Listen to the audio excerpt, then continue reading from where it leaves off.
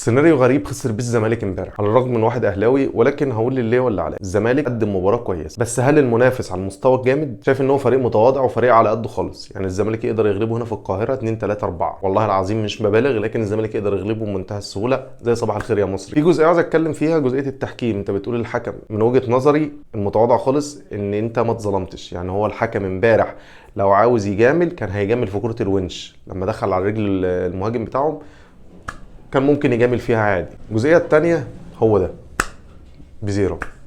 الواد ده فرده تقيله. امبارح قاعد بتفرج على الماتش مع صديق ليا زملكاوي، قلت له الواد ده لو زق الكره في المساحه وراح واحد على واحد هيهينه وهيعدي وهيركنها، والفعل قد كان. ماليش دعوه بقى ان الجون اتلغى ولا ما اتلغاش، بس الواد ده فرده تقيله بامانه. هتقول لي ما عملش حاجه قدام الاهلي، ما فيش مساحه، وهو ده الصح. خلي بالك، هو ده الصح، ان انت ما تديش لاعب زي ده مساحه، ان واحد على واحد هيعدي وهيعمل كل اللي نفسه في الكوره. في العموم الزمالك يقدر يكسب هنا في القاهره، والله العظيم بجد يقدر. موضوع سهل وموضوع بسيط، ان شاء الله الزمالك يقدر يكسب. هتقول لي ان شاء الله وانت اهلاوي، هقول لك يا عم انا مش مريض، نادي الزمالك بيلعب في بطوله الاهلي مش مشارك فيها. اتمنى ان الزمالك يقع في الدوري عادي، ايه المشكله؟ عشان انا منافس ليه، لكن هو بيلعب في بطوله انا ما بشاركش فيها، فالطبيعي ان انا هتمنى له كل التوفيق، مش هيأثر عليا بحاجه. بالعكس، الزمالك لما يكون فايق بيبقى فيه نديه، بيبقى فيه منافسه، بيبقى فيه نكش ما بين الجمهورين، وده اللي احنا عايزينه، ان هي الكره معموله للنكش والتحفيل.